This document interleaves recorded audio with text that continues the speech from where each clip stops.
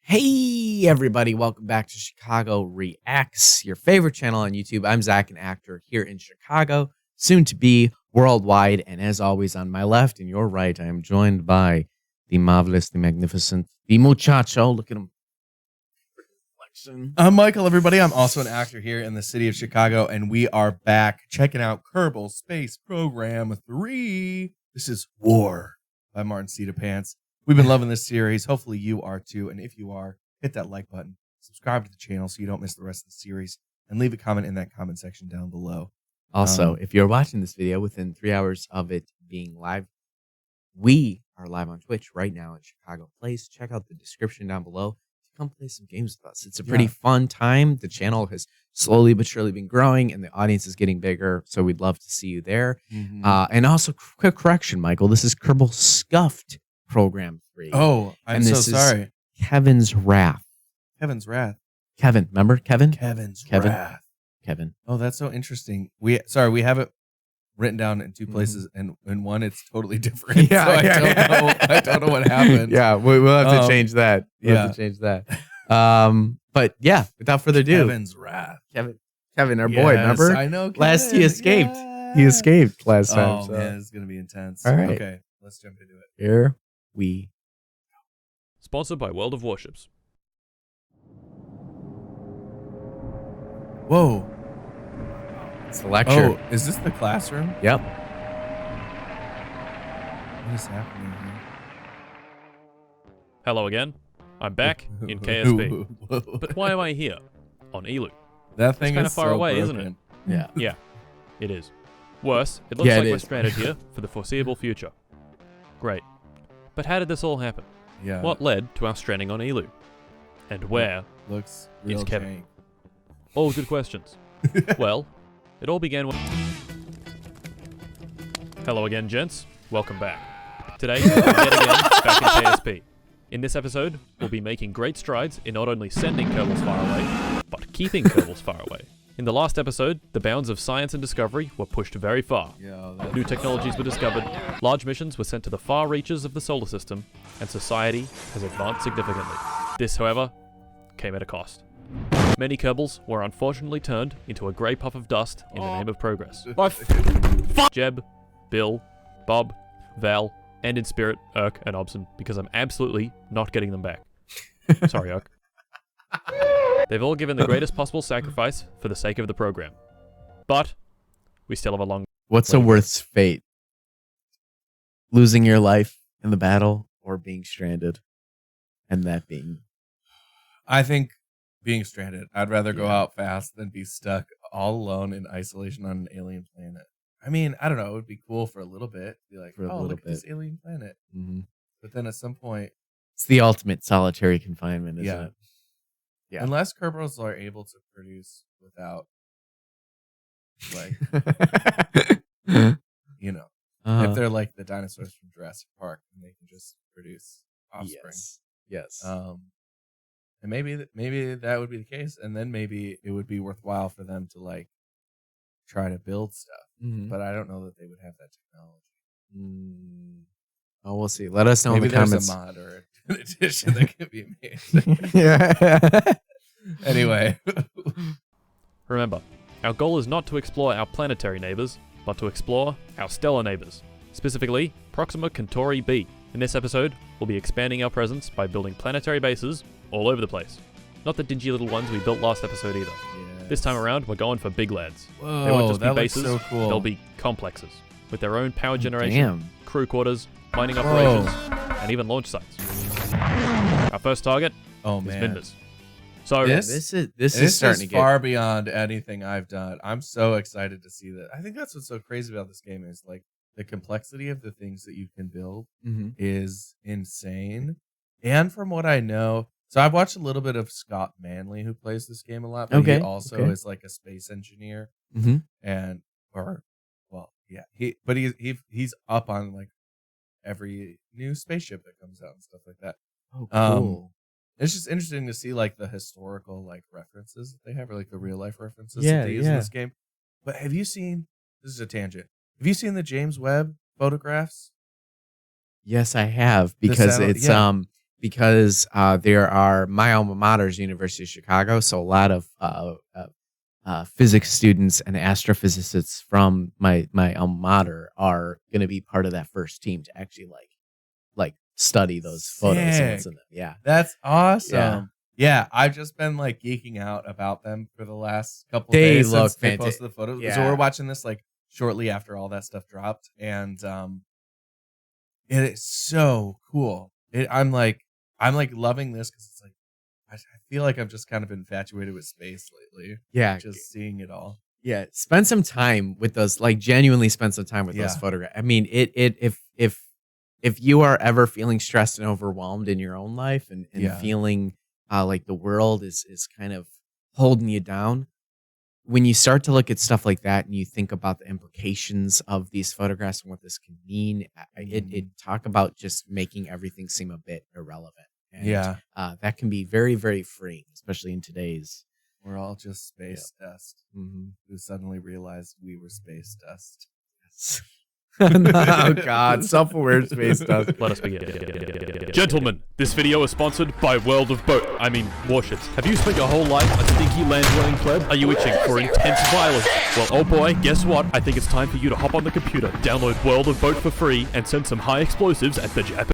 This is Maxor meets martincitopants, dude. This is totally Maxor energy. This is Maxor-citopants. Yeah. Beneath destroyers, battleships, cruisers, and aircraft carriers. A massive 400 warships and 44 million players to send to the bottom of the ocean. But wait, there's more. The game is now partnering with Legendary Entertainment on a collaboration to bring Godzilla vs. Kong to World of Warships. What does that mean for you? That is cool. Moke. Pick a side, ship lizard or giant gorilla, and unlock special rare camos, ship skins, and even Moke on the boat.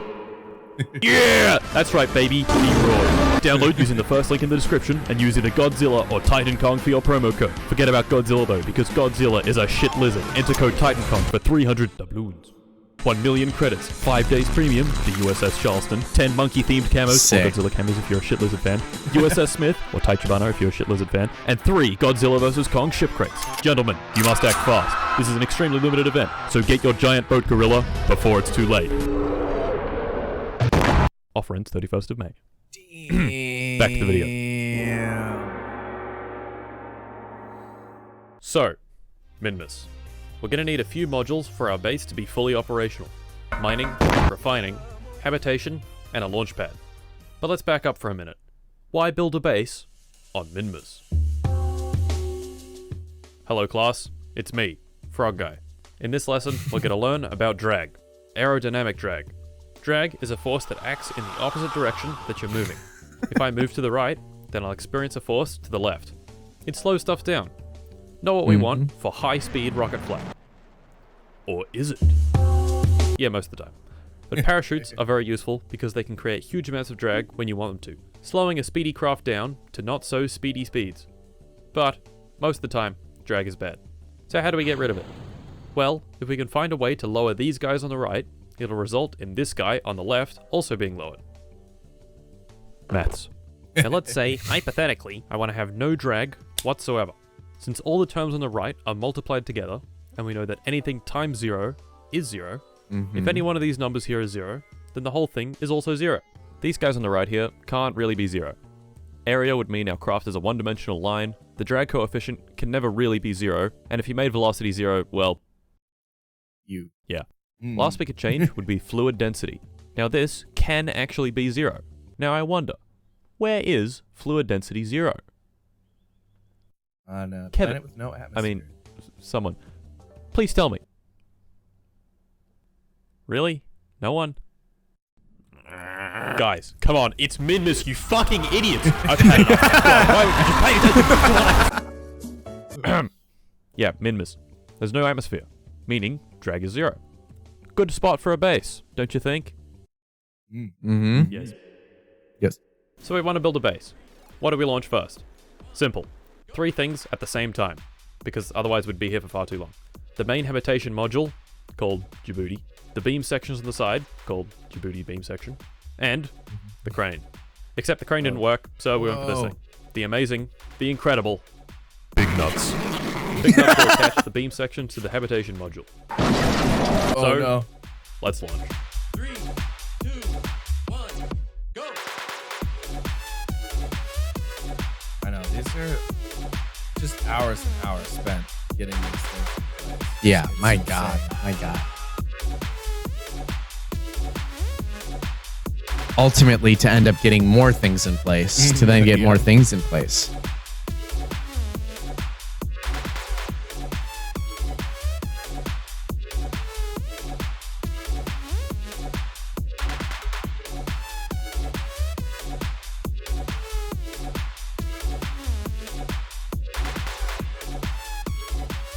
And they're all here.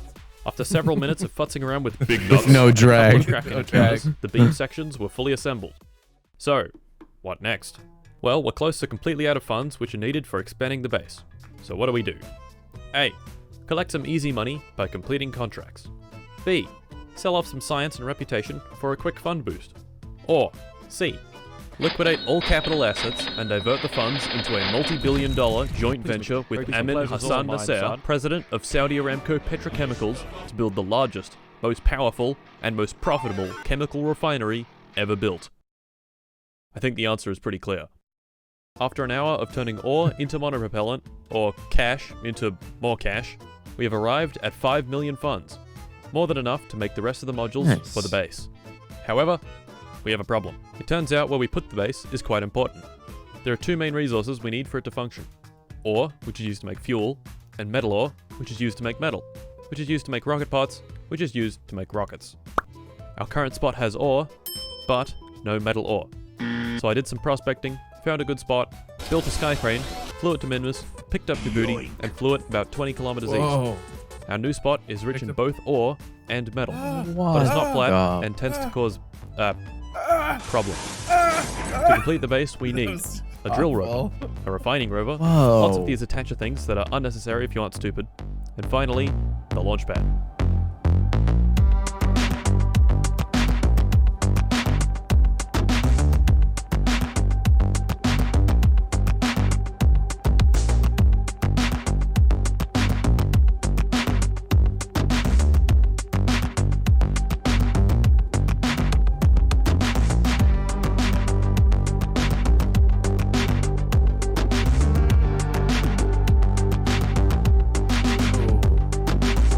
Oh,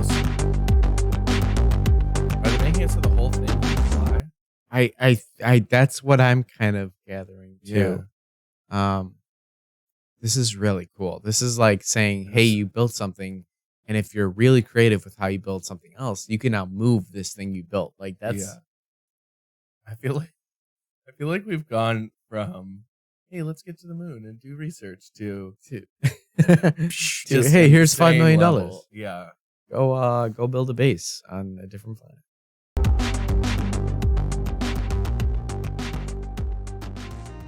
And there we go. In celebration, we build a fuel tank, and a dish, and a station. Why? Well, as my new Saudi friends would tell you, because we can. This Minmus base will be our new point of rocket launching, and our first mission from it will be Phase 2. Gilly. If you think Minmus's 0.05 G is far too much gravity, try Gilly with its 0.005 G. That's 10 times lower. Not only is the gravity incredibly low on Gilly, but it's quite far away, so being able to That would build be things fun. there is a big, fat dub. This time, I'm going to send a single rover that can do all of the functions of the Minmus base, but badly. This rover will be the start point for yet another base. Its Oh. name, Ugh. instead of launching quickly from Kerbal with a huge annoying launch vehicle, we can simply build it on Minmus and ship it to Gilly from there. Not only will this be easier, but it also won't cost any funds at all. I guess Not that that matters. After I a guess painful with- construction such low G, falling like that isn't that big of a deal. Right. It's really not. Wow. Wild, man. I was like waiting for the whole thing to explode. I know, and it's I fine. know. I'm like, Nope. no. Nope. Yeah, that's things insane. process, it's on the pad, fueled up, and ready to launch. So, let's launch.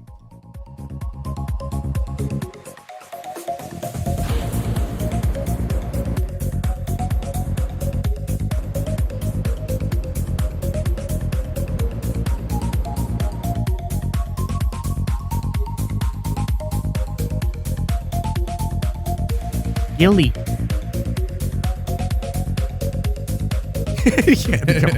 There we go, boys. One has landed. As a test, I quickly whip up a small science rover, build it up, and drive it around. However, We quickly around this craft time, that. Look at that. this started Yeah. happening. Uh-oh. Repeatedly. I switched to the minimus base, and then this happened. Oh shit. Oh, that's Not good. Luckily, I had turned quick saving and reverting back on because of this exact bullshit being a possibility. So the bases weren't gone, but they were kind of useless in this state. Dang. Oh. So for the next What? base, I decided I would... For this no. base, I've made the executive decision to launch it from Kerbal. I had a plan for this particular vessel, and it was big. Luckily, What? our boys Oh. at Saudi Aramco had been pumping and dumping non-stop for the past several months, netting us a very, very large amount of funds to work with. 26 million to be exact. Excellent. This would be necessary, as this next base would be quite large. So large, in fact, that 26 million wouldn't actually be enough money. Now, we could have continued to convert Kerbin's crust into monopropellant until we reached the planet's core, but that would be boring, and I know we can do better. What we needed to do was find a different resource to sell. You see, our great, strong partnership took boring old ore and converted it into boring old monopropellant. This would be the most efficient conversion without mods, but we have mods, so let's use them. Behold, the different resources of KSP Interstellar. There are a lot of these, and some of them are worth quite a bit of cash, but one stands above the rest. Antimatter. 1 kilogram of this stuff is worth a ridiculous 108 million funds. However, we can do even better. This is the diamagnetic antimatter container, which doesn't just store antiprotons, but full antihydrogen, which you can store with much higher density. In fact, right here, you're looking at 1,000 kilos, or 1 ton, of antihydrogen, which is worth 108 billion funds. Now that is a lot of dough. So, let's partake in the ultimate drug run and go fill it up. But first, what is antimatter? Hello again, class.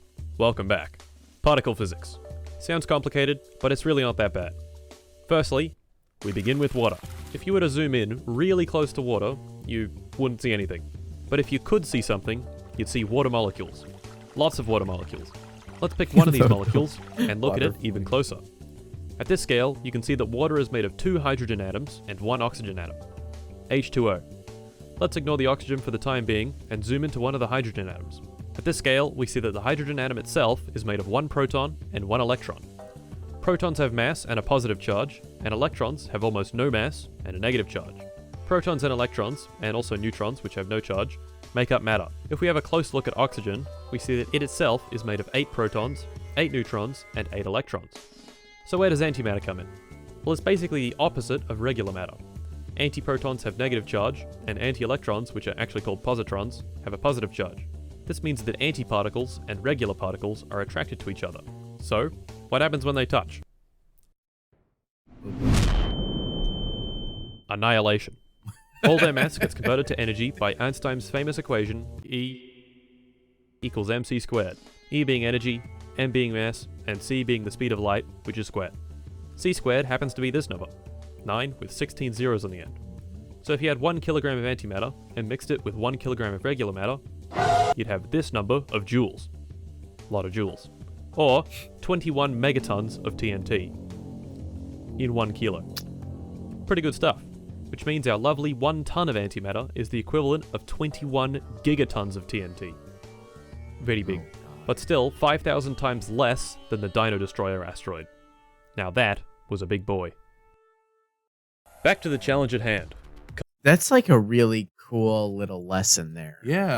Um, I'm honestly surprised how much science and maths we're getting in this this episode. Martincitopants definitely like went all in on these videos. Like he clearly was very much enjoying it. Yeah. And really went out of his way to not only keep the production value high and to keep his personality and his own unique touches on his content consistent with what he's done in the past, but like taking it up a notch and like actually making it an informative, fun, interactive video with people. Yeah. And that's like it's really hard to do that well. I'm also curious if he streamed all of this and how many streams that was, because this is hours and hours to get these bases up Right. and like fly everything there. Like it just seems like a lot of Yeah. time. Can't even imagine. Yeah, make it all work. So Like wild. yeah, like making Seth Zintok hours on games look a little small, almost like how much time he had to spend on Yeah, this. this is definitely one of those games where you can spend hours and hours. And really achieve even nothing over those hours and hours and hours. Yeah, everything breaks, things go wrong. Yeah. Collecting antimatter. Challenge number 1. You can produce antimatter in Kerbal, but it's difficult and slow. Not ideal. The other way to get antimatter is through using a collector. In space, there's actually a fairly large amount of antimatter just floating around. If you're smart, you can use strong magnetic fields to capture this antimatter and store it. This is great, but it only works in space, and works best near strong magnetic fields where there are lots of particles whizzing around. Kerbal has a magnetic field, but it's quite weak. So do all planets in KSP. But they all suck compared to our big green friend, Jool. At exactly 9,000 kilometers in altitude, on a perfectly circular, 0-degree orbit, you can get the highest possible antimatter flux. You can also stack up Whoa. collectors and start collecting in the tens of grams per hour. Like I wonder how we even like came across that. If like Yeah. is that just information available? I'm sure there's a or- Kerbal wiki and there's like all these stats are available. Like, okay, what is the most efficient way to do all this stuff? I'm Right. like, But like Figuring out- how someone went and figured out that, hey, on this particular planet at this exact orbit, this is maximized. This particular stat is maximized. I would assume hours. Yeah. Because you're looking man. at well, you got to look at every planet and look at like, okay, what are the magnetic fields that they have like programmed into the game? Mhm. Okay, this is the highest one, and at this place would be the strongest. So, Right. Yeah. I almost too like I wonder if the people that made this game have very strong ties to like physics and astrophysics. They almost Oh, have yeah. to. I think yeah. I mean, the whole solar system is supposed to be like a scale model of our solar system. So Yeah. the amount of like actual physics that they use, I mean, it's all like works. Like, yeah, you plug it, it's just a giant physics engine, Physics engine. and it's amazing. yeah. Yeah. Hour. Big stuff. However, there is another problem with this method. The collectors can only collect antiprotons, not positrons, which can only be created in a cyclotron.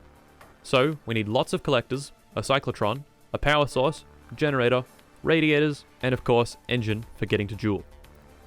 Behold, the Warren Buffett. Let's strap it to the most powerful rocket ever built and send it up. Whoa, that thing is massive.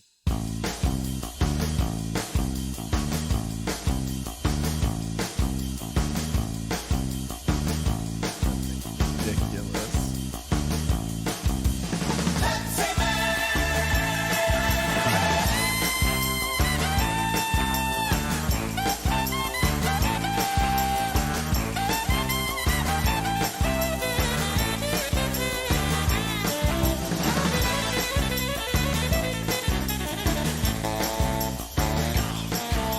Once at Jool, we place ourselves at 9,000 kilometers, start producing positrons, and begin the lengthy collection process.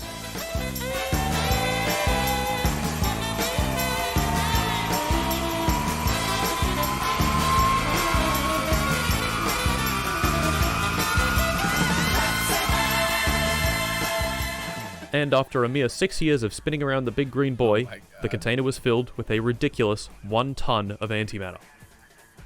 Time to bring it back to Kerbal. Look at that thing. Oh my god.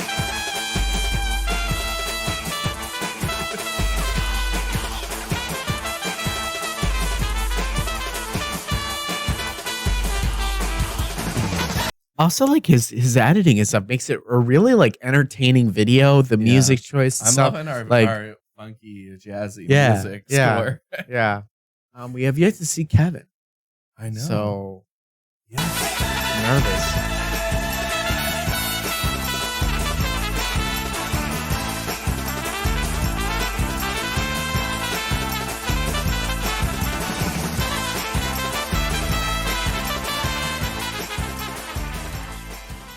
After another 2 years in space, the massive bounty of antimatter is finally back. So we recover the vessel and are rewarded with 96 billion funds. Oh, Yes, that is amazing. Very good. pretty good. Now that we will never have money problems again, we can begin construction of our largest project yet, the Joule spacecraft. Since it's going to be so large, launching it in one go would be infeasible. So instead, the program has decided to launch it in several smaller chunks and perform what is known in the business as orbital assembly. This would require many launches, but once assembled, we would have a real big boy in space. Not just any big boy either. This would be a proper spaceship. Lots of fuel in these spherical tanks, this big fusion engine for high efficiency, a nuclear reactor for power, a ring centrifuge particle accelerator thing that looks cool, and a lander for collecting surface science. But before we launch, learn time. Here we go, baby. Let's rewind the tape a little bit. This big fusion engine for high efficiency. What do I mean by this? What makes a rocket engine efficient? First of all, let's look at a small example. These two rockets are both exactly 7 tons and have the same amount of fuel. The only difference between them is the engines they use. This one uses a conventional liquid fuel engine, and this one uses a nuclear engine. If we burn all the fuel in both rockets, which one will be going fastest at the end?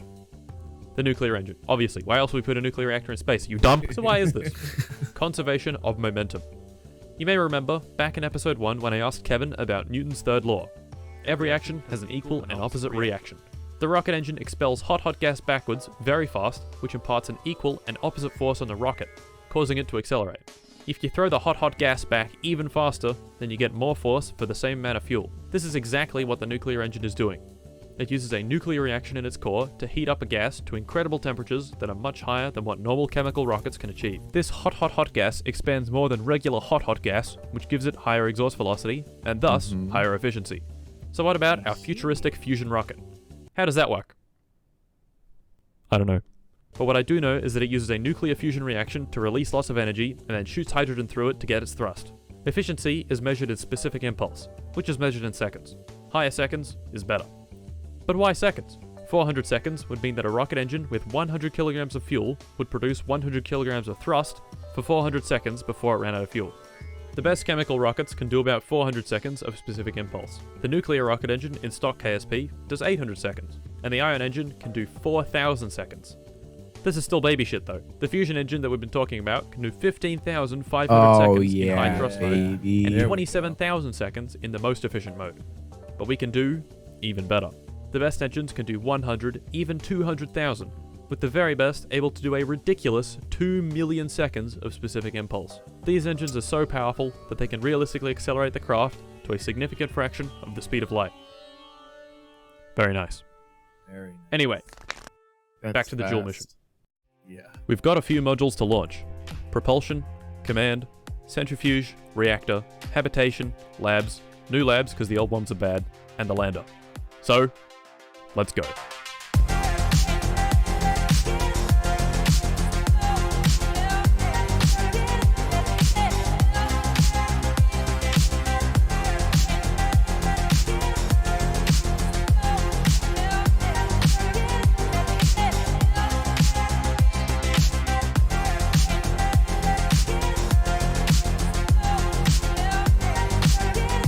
This is wild though. Like all the space assembly that he's doing is so is legitimately challenging to do. Oh, and he's just putting this massive ship together in space.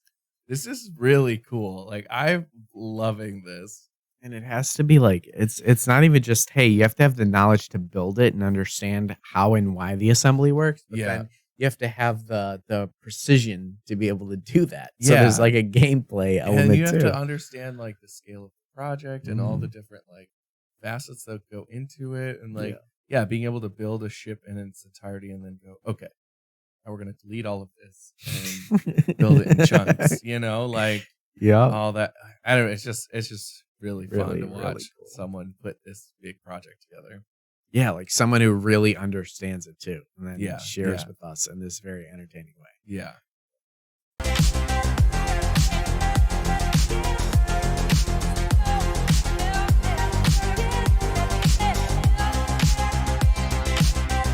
I think what's cool too is you know, like this game is based on like again all the physics work, but then you also get to play with like theoretical stuff, Yeah. like an engine that can push you nearly to the speed of light. Yep. And I just think that stuff is interesting to Right. like explore. Whoa, what if these things were possible? What could we do? It's if you have a child who's really into maths or science or especially get them this game. There's no reason not like even if Yeah. you have a child that's not This necessarily game is interested in it. awesome. Like man, that yeah, it takes like even hypothetical or theoretical theories in physics and Mhm. presents them in a way where it's like actually somewhat digestible. Yeah. And I think very few games, let alone very few things just in general, are able to do that. Like Yeah. take known concepts and then be able to stretch them beyond things that our current reality would allow us to do Yeah. or achieve. Yeah. So it's pretty freaking cool. Yeah. Say the very least. Yeah. It's really cool. Yeah.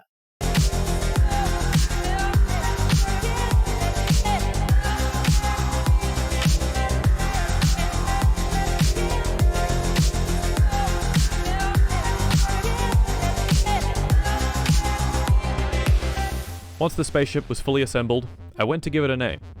But what to name it? Something that is definitely the Big Funny. I consulted the world map, zoomed into West Jeez. Africa, into Burkina Faso, and to its capital, Ouagadougou. Immense.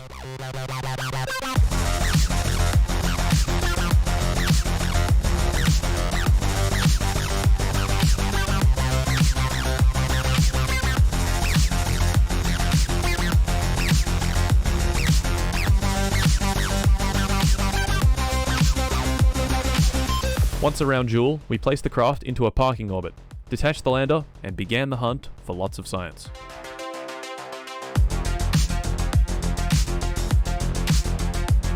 Swim to all the moons.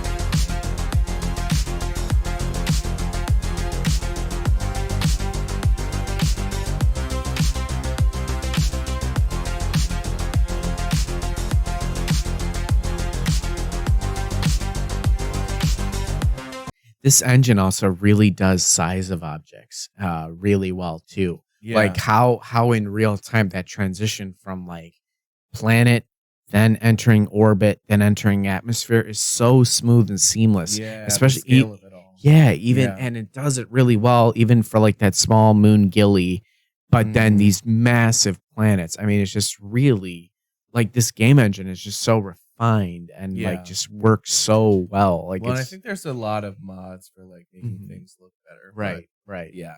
But still, it's really a cool. marvel. It's a Yeah. marvel that all of this works this smoothly. Yeah.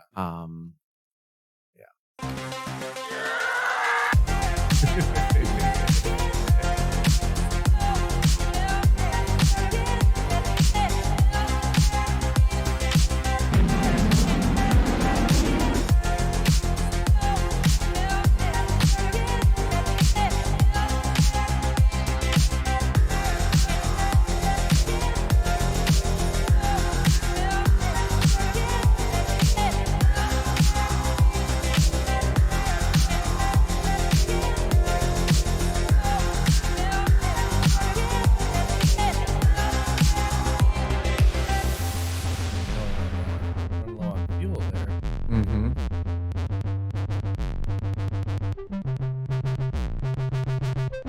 That target is Yeah.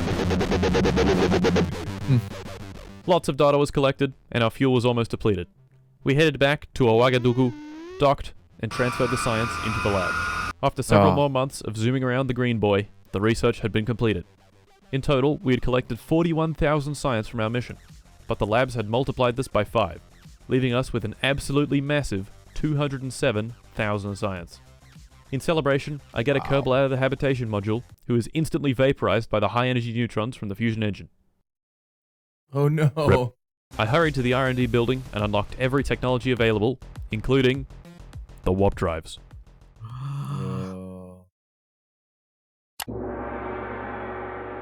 Our next base will be on the surface of the furthest planet in the Kerbal system. Good old Elu. I've learned from our previous surface-based mistakes and placed everything necessary for the base to function on one vessel. Its name... This long boy has the premier in power generation, a literal black hole, and many other important features like a launch pad, drills, and an ISRU module. The interesting part of this base is how we're bringing it to Elu. You'd expect for a rocket of this size it would need a massive launch vehicle, but no. With our shiny new technologies, we can condense this vehicle into this power node. It uses 4 antimatter-powered jet engines, a massive fusion engine, and the warp drive. So let's launch.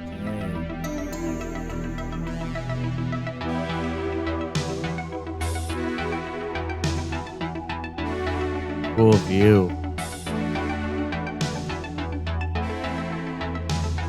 Up in space, we don't bother getting into orbit. Instead, we begin charging the warp drive, and...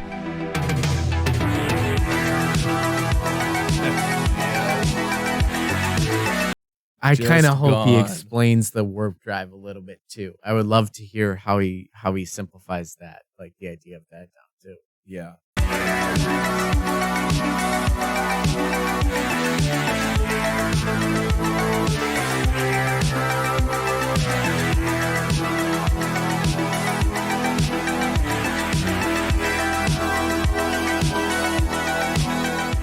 20 minutes later, we've traveled 76 million kilometers, and we're here. We take it down to a low orbit, and touchdown. In less than a week, we've placed a base on the furthest planet in the solar system. Very nice. In celebration, we build a space station and launch it from our base. Incredible. We've pretty much conquered the entire solar system, so naturally, our next destination is... For our first interstellar voyage, we'll send a lander to plant a flag on the planet's surface. This will need an interstellar transfer stage, and a lander with enough delta V to land and return to orbit. For this job, we've recycled the Ouagadougou lander, remembered to include a ladder, and built the very first interstellar transfer stage. So, we put it on a launcher, name it Shitfart 14, and launch.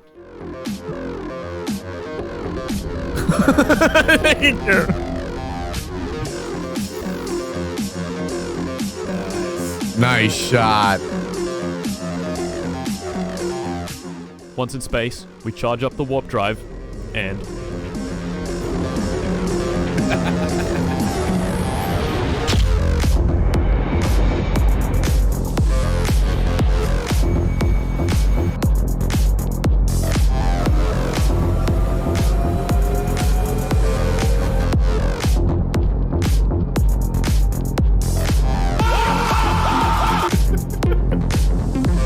They do look like a little too happy all the time. It's like I'm loving this editing though.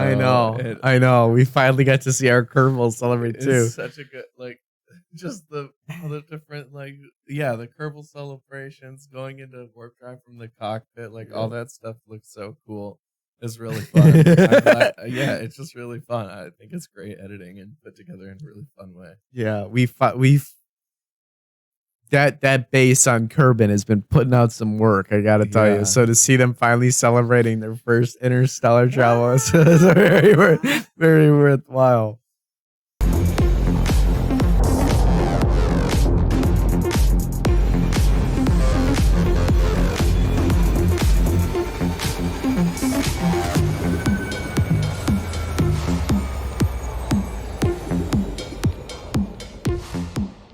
Here we are, boys. Proxima Centauri, and our small exoplanet, Proxima Centauri b.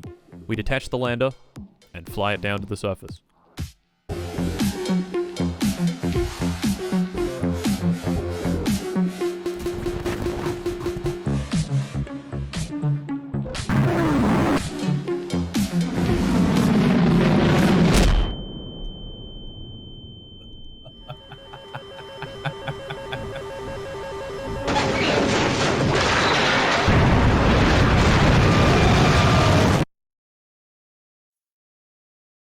Evan's wrath. Oh no. Kevin.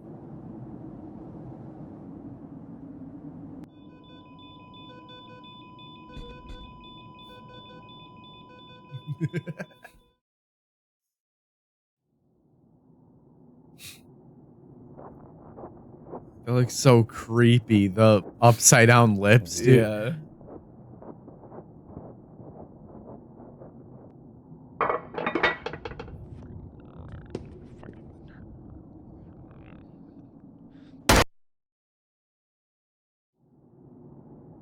Oh my God. Oh. It looks like we're going to war, ladies and That was gentlemen. brutal. That was a brutal ending. Oh man. Yeah. You guys have definitely seen too. Scuffed Program 4. Oh, War. That's where we got Yes, the wrong. Okay, yes. so we will definitely, as you know, we will be checking out Mm. Kerbal Scuffed Program 4. War. Yeah. You guys have definitely shown your love for our reactions to this so far, and we've been loving it. So definitely stay tuned. No, part 4 is definitely coming soon. Yeah. Yeah, this definitely this has been such an enjoyable experience so far. Very genuinely so. Yeah. Yeah. It's been great. Been learning a lot from Mr. Pants, and There's a lot more science in this episode than I Yeah. think we've seen in the past, but that was a lot of fun. So I hope y'all enjoyed it. And we've got our the Kevin Odyssey is continuing to carry us through. So mhm. And well, now we're in a whole different system now too. So I know. like I'm interested to see like how that evolves and develops. So yeah. Hey, if you're liking this video, hit that like button, subscribe to the channel so you don't miss anything else, and leave a comment in that comment section down below. Also, if you're watching this within about 3 hours of us of it dropping, you should go check us out on Twitch because we should be live right now. So go do that, and we'll see you next time.